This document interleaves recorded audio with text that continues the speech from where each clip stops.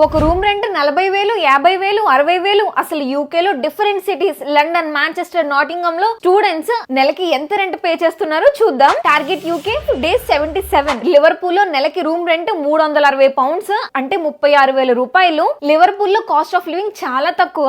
నాటింగమ్ లో ఈ room rent 550 pounds అంటే 55,000 రూపాయలు. ఇంకా ఎడిన్బర్గ్ లో ఈ రూమ్ రెంట్ 600 పౌండ్స్ అంటే 60,000 రూపాయలు. లండన్ లో ఈ రూమ్ రెంట్ కూడా 600 పౌండ్స్ అంటే 60,000 రూపాయలు. మనకి తెలిసిందే లండన్ లో కాస్ట్ ఆఫ్ లివింగ్ చాలా ఎక్కువ.